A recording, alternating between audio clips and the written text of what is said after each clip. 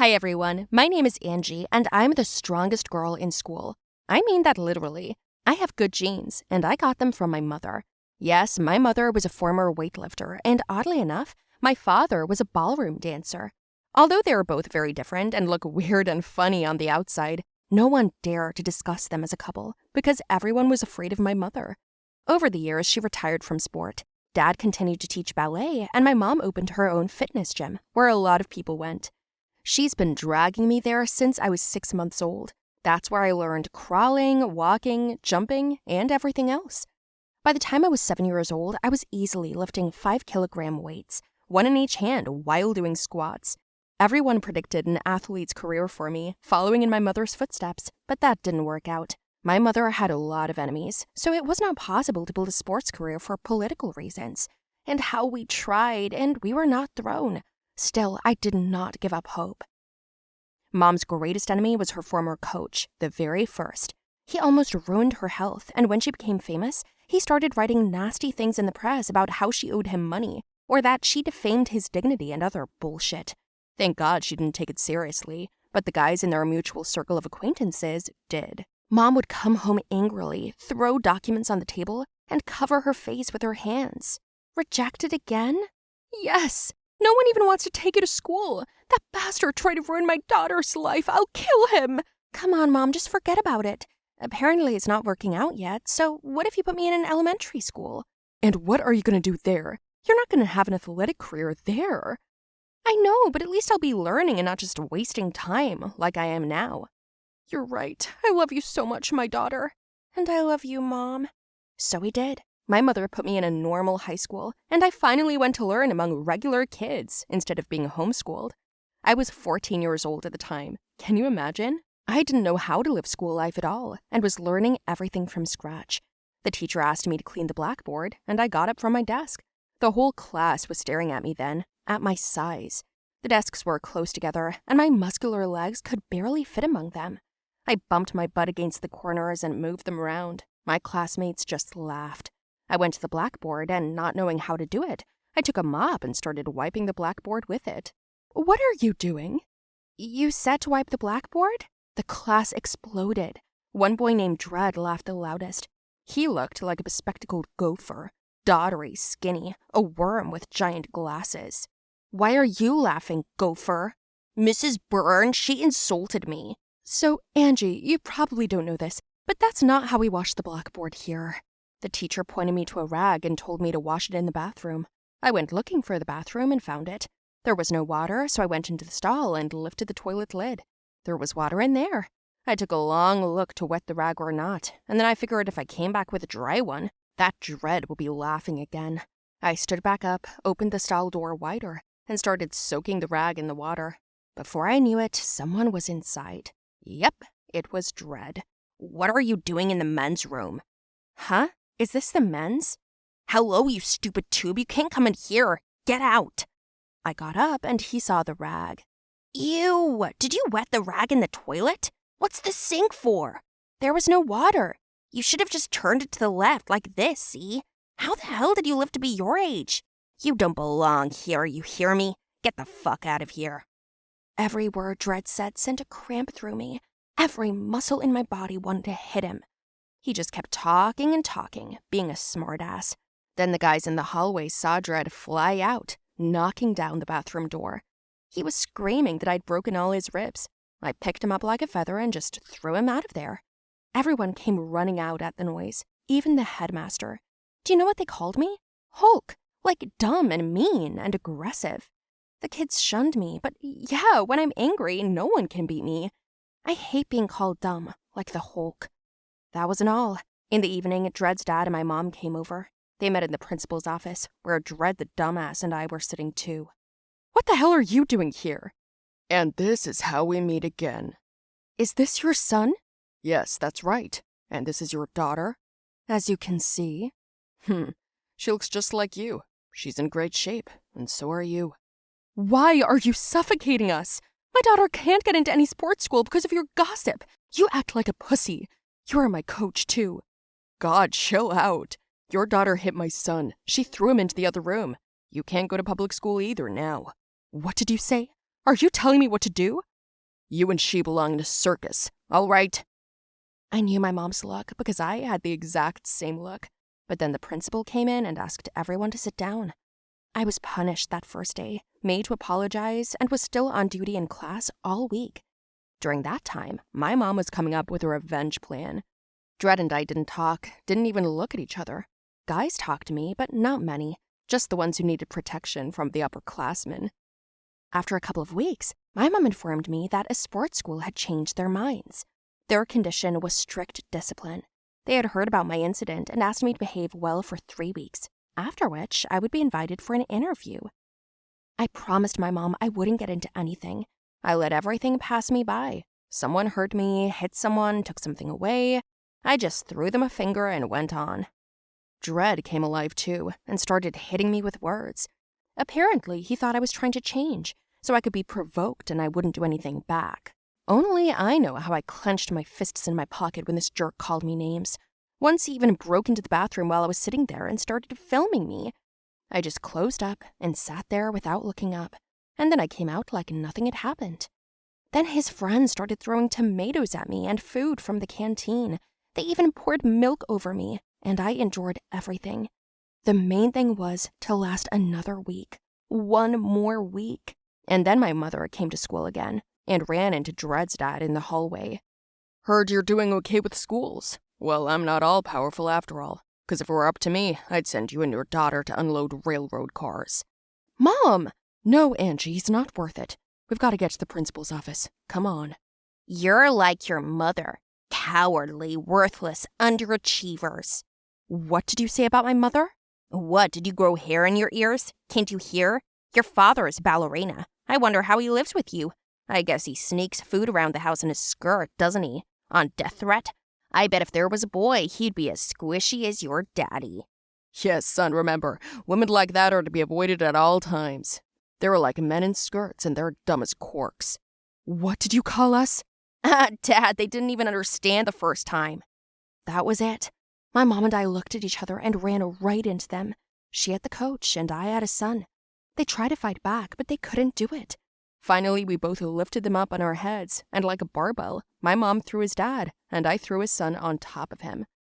Finally, those two got what they deserved. The next day, the video went viral on the internet, and I got a school rejection. I understood the consequences, but it was still a blow. My mom apologized for a long time, saying that it was her fault, but I didn't want to blame her because I did it too. They kicked us out of that school too. The principal said she didn't want vandals. Dred cheered, but that was because he was afraid of me. The world doesn't like people who are very different. I hardly have any friends either, and the ones I do are with me because of fear or profit. That's our lot. Don't worry, we'll think of something. But it came up on its own. I got a call from a very well-known fitness gym, and they offered me a contract with them. They gave me the money and the training and a job in the weightlifting federation, and I gave them my talent. It was a blessing. I went in there happy. But the funny thing was, my mother and I saw our old acquaintances there. Dred's father worked there, and his son was studying. They complained, but the club owner gave them an ultimatum, and they shut up. So now we work together. Destiny? Hello, everyone. My name is Michelle, and I can boast of the thinnest waist in the world. Well, okay, if not the most, but definitely one of them. Now you will hear for yourself how it happened. Keep listening and watching. Don't forget to subscribe to the channel and like the video. I am also waiting for your comments under the video. I grew up as an ordinary girl, a little plump for my height and age. In principle, everything was fine with me, until one of my classmates insulted me. I was about 12 years old at the time, and I remember him coming up to me and saying something like, "Hey, fat girl, step aside." I was so upset. It was a blow because I had never thought about my figure before, much less thought that I was fat. It was even more insulting to hear him say it, because I liked him. By the way, yes, this is how my poor, fragile heart broke. From that very moment, I set myself to improve, to work on myself. In an interesting magazine, I saw a photo shoot of models. They advertised underwear, and I liked one beautiful corset. It looked delicious. Black fabric with a little ruffle, ribbon bows, everything looked so expensive and elegant. I wanted to wear something like this. I saved up my money and bought something like this. Mine, of course, was 10 times cheaper, but it was also black. I ran home and tried to put it on.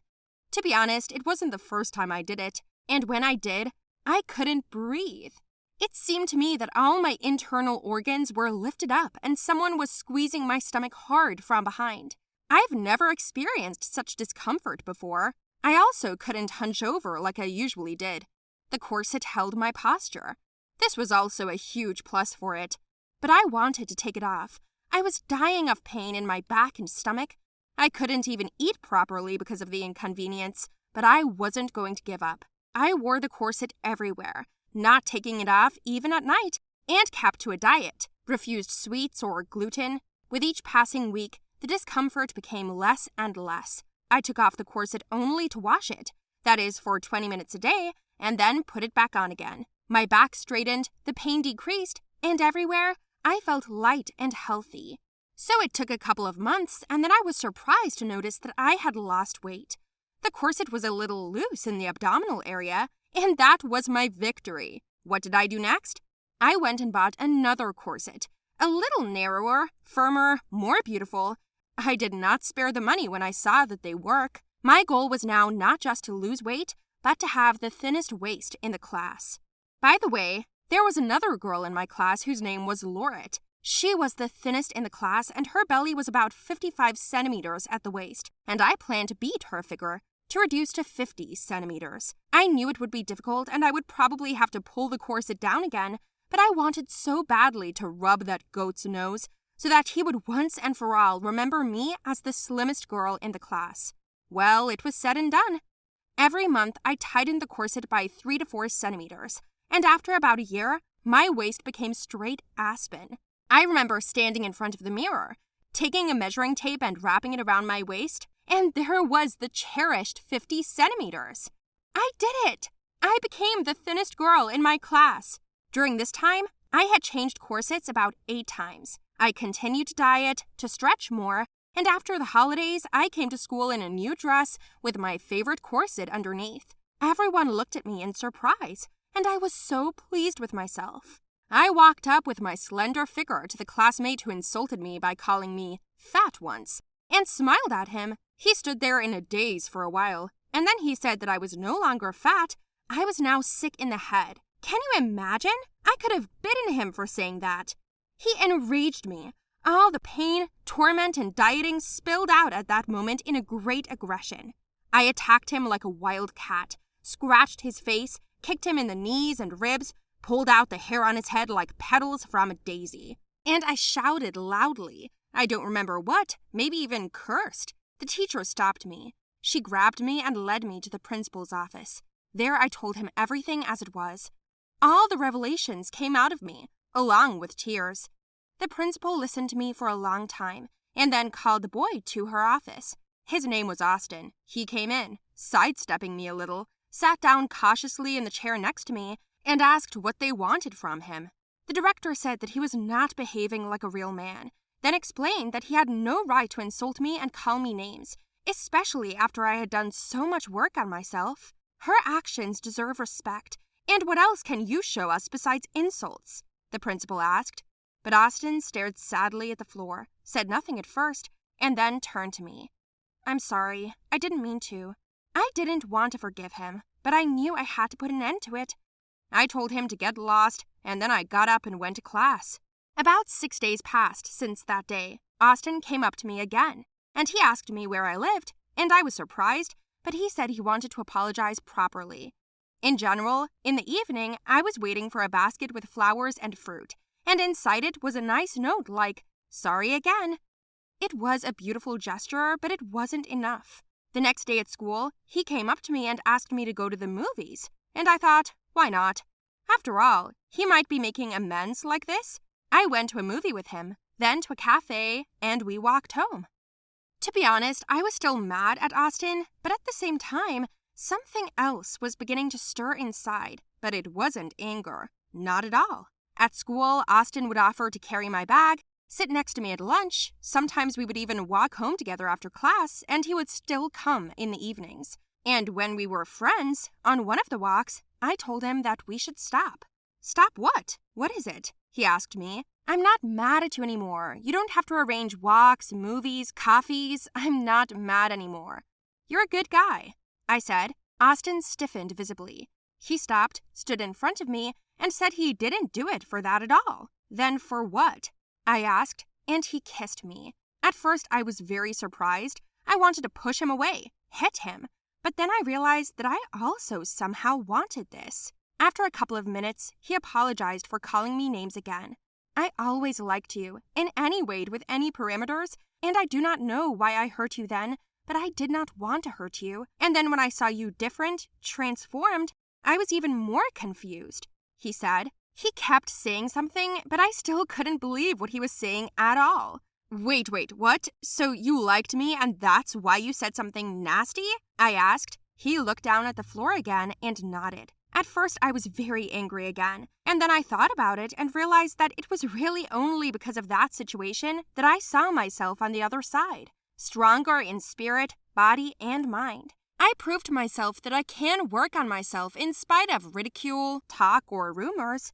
I did not care at all what they say. I aimed for my goal and got it, and it proved to me what I can do. So what happened next to us? Austin and I started dating.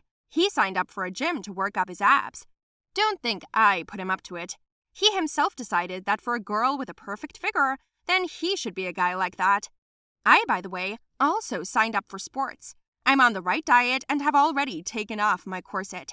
I don't need it now. It turns out that I can adjust my figure without it.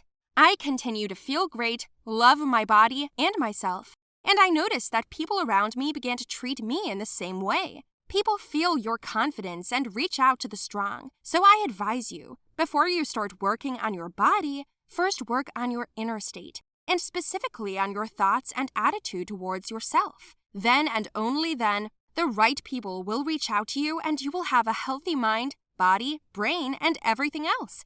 Well, you get it. Now tell me, are you satisfied with yourself? What would you like to change and why?